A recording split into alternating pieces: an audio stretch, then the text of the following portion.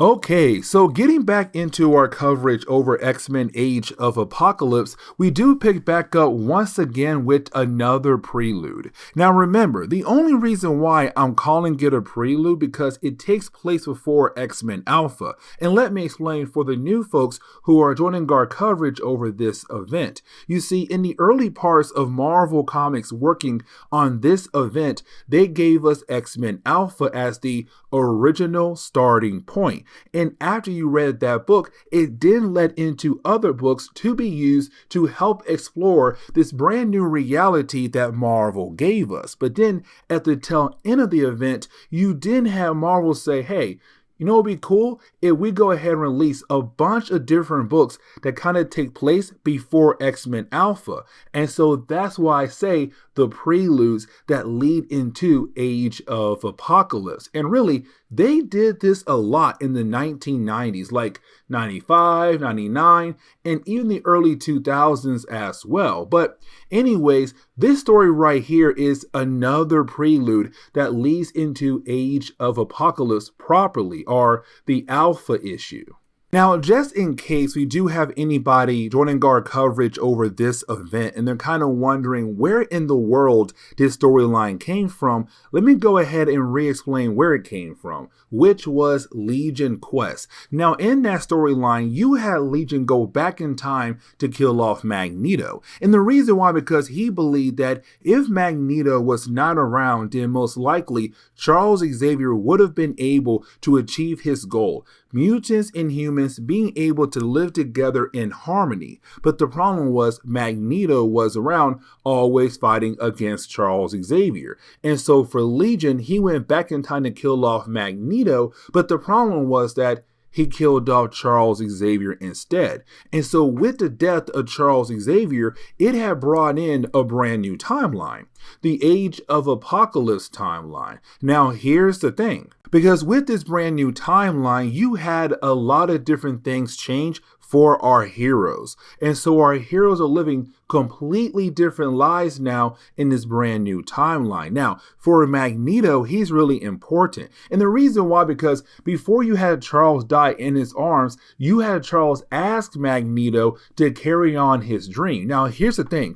For Magneto, at first, he did not believe in the possibility of humans and mutants being able to live together in harmony. But the whole idea of Charles, who was really dedicated to achieve that goal, he said, you know what? I now believe in your dreams, Charles Xavier. And so, yes, I will carry on your dream to hopefully bring in a world where mutants and humans can work together. The problem was that for Magneto, he realized it could be a goal that could never be achieved because humans are always scared of mutants. Humans are always going to hate on mutants.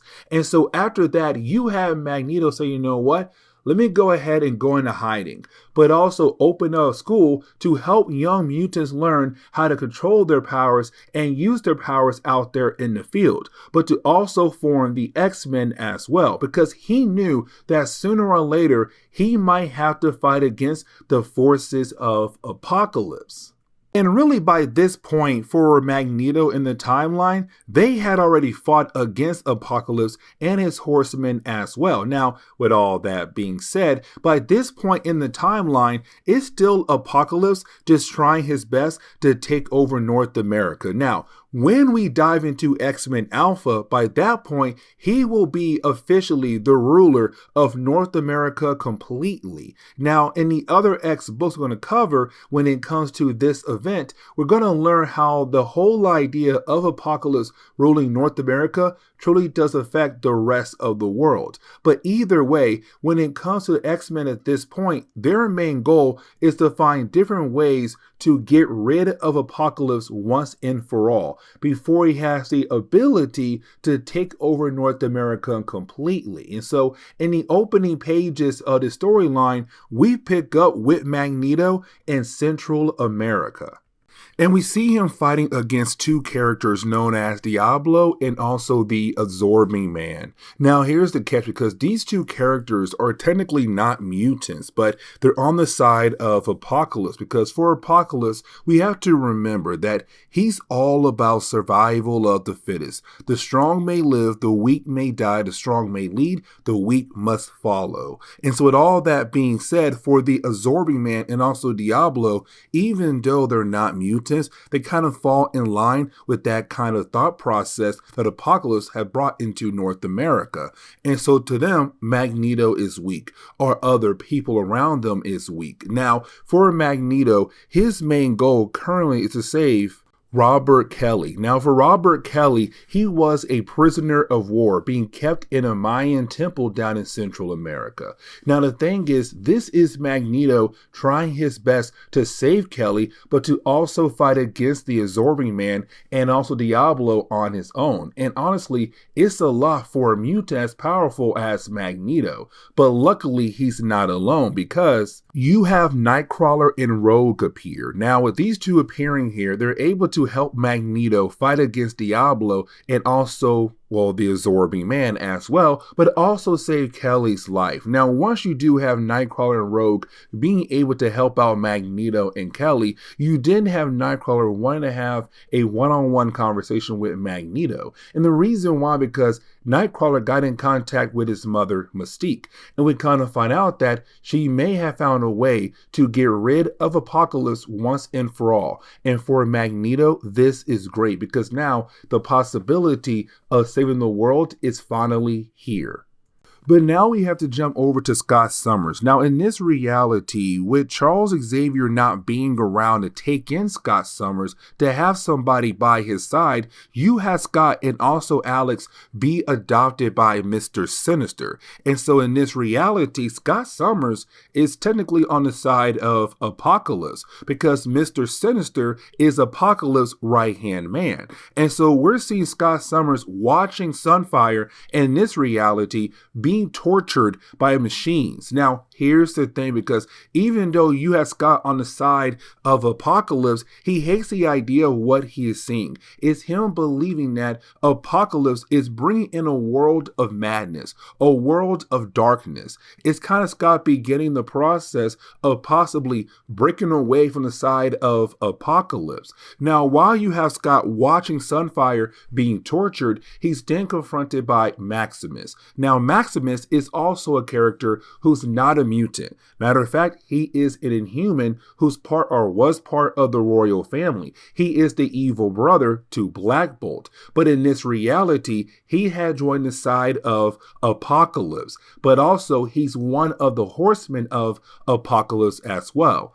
Death. Now, he can tell that it's Scott Summers right now kind of hating the idea of what he's seeing at the moment, Sunfire being tortured. But it's also Scott saying like, hey, listen, I'm just here to do a transport, and that is it. So I need to see our Lord Apocalypse. But apparently Apocalypse is busy at the moment. And so it's Death saying, hey, listen, I'm taking over for our Lord. And don't worry, sooner or later, you'll be ready to transport the item. But for right now, just wait and watch Sunfire be tortured.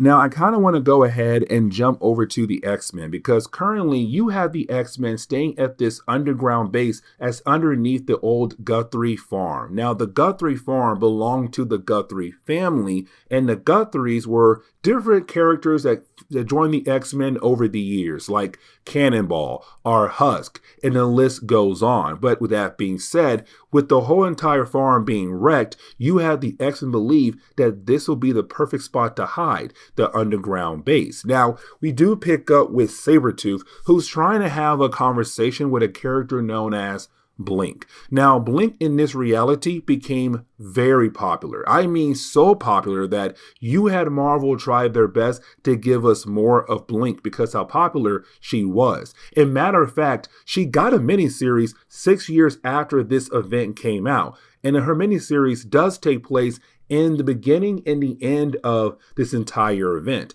And that is why I'm going to save her miniseries until we get to the very end, because the last few pages of her miniseries does take place at the very end of this entire event. But either way, it's Sabretooth right now trying to convince her to help them fight against Apocalypse. Because of her ability, they can teleport, and they need that ability on their side. Now, you do have another character step in, and that would be Morph. Now, when it comes to Morph, Morph is the funny character on the team. He's trying his best to keep everybody happy, including Blink as well. But also, he is a shapeshifter, and that right there is going to be very important for the later parts of this story. But for Sabretooth, he kind of realized that he is unable to convince Blink to fight. He's unable to convince her to help out at this moment. But you then have Sabretooth go out of his way to rejoin the rest of the X-Men. Now, this is the rest of the X-Men trying to figure out how to go after Apocalypse, because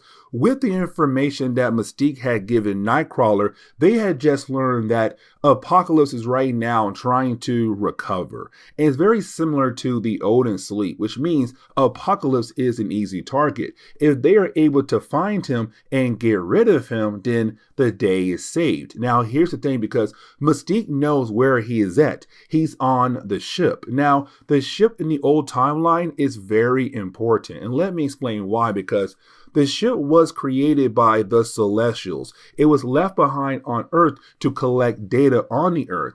And once the ship had collected enough data, it was supposed to go back to the Celestials. The problem was that Apocalypse took over the ship. Now, in the old timeline, there was a point in time where you had X-Factor, the original X-Factor team, go out of their way to take over the ship. But the problem is, in this new timeline, there was no X-Factor, and so unfortunately, the ship stayed under Apocalypse control.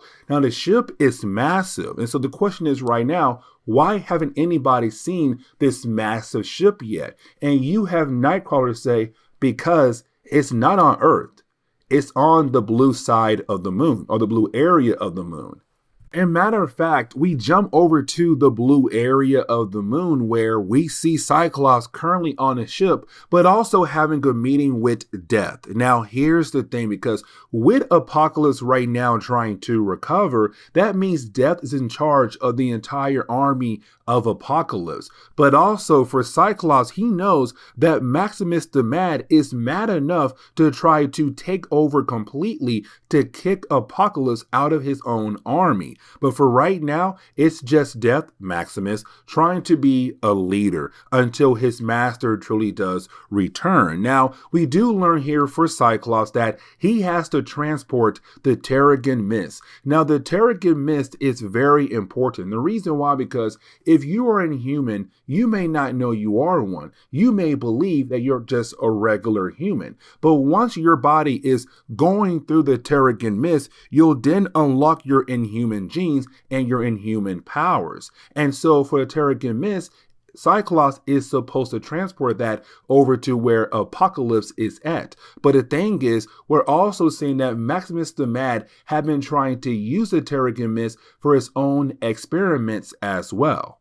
But now we have to jump back over to, well, Sabretooth and Blink. And technically, this is not Sabretooth. This is Morph, who's pretending to be Sabretooth while trying to have a conversation with Blink. And again, it's really more the whole idea of trying to convince her to help out, to help fight against the forces of Apocalypse, but to also use her ability to teleport them over to the base of Apocalypse. And so after a while, Morph was able to convince her, but she also knows that she did not have a conversation with Sabretooth. She had a conversation with Morph instead. But either way, she does agree to help out now.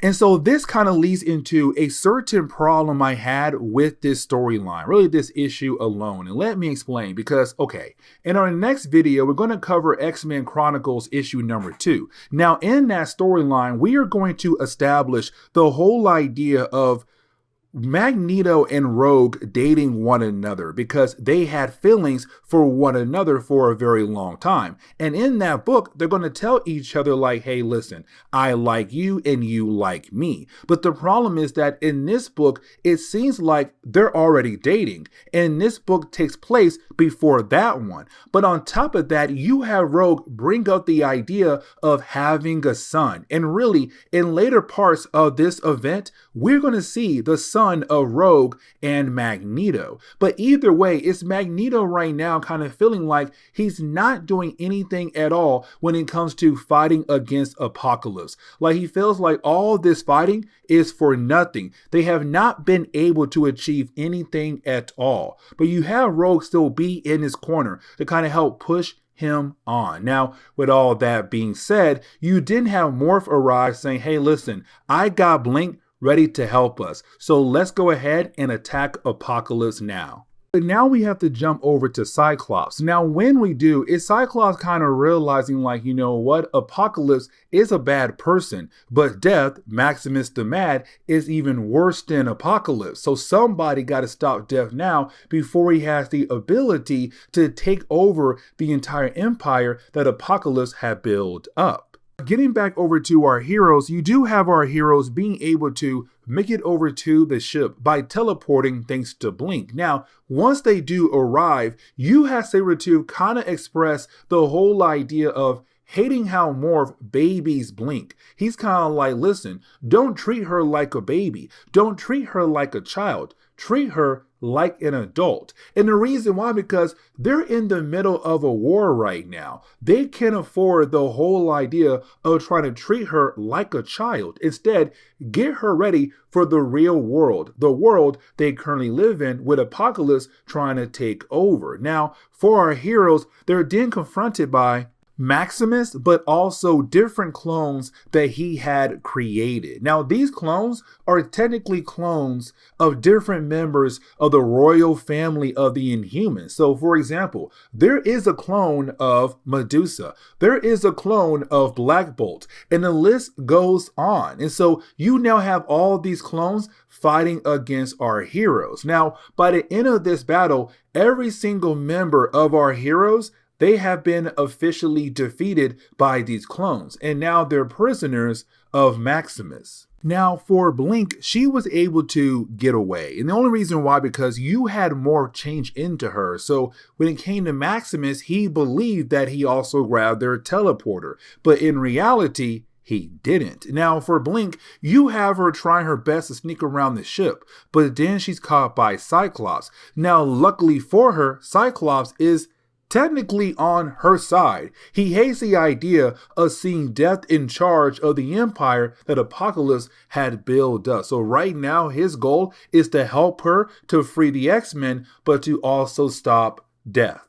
And so that kind of leads into the wild ending of this storyline. Let me explain, because, okay, you do have Scott and Blink teleport to where Death and the X-Men are currently at. And when they arrive, you have Scott go out of his way to free Sunfire, because remember, Sunfire is a prisoner of Death. And so with Sunfire being free, it's Sunfire saying, you know what? It's time for me to show you guys how powerful I truly am. And so you have Sunfire go out of his way to blow up the entire base that belongs to Death. Now, for Blink, luckily for her, she was able to teleport everyone out of there except for Maximus and all his clones. And so Maximus dies, all his clones dies as well, but also the entire base as well that belonged to Maximus. And so for the X-Men, they are now able to live for another day. And Scott Summers was also able to get away as well, thanks to Blink. But yeah, that is the ending of this storyline right here that then leads into X-Men Chronicles issue number 2, the next video. So with that being said, guys, please leave me a like down below and subscribe. But guys, see y'all next time. Later.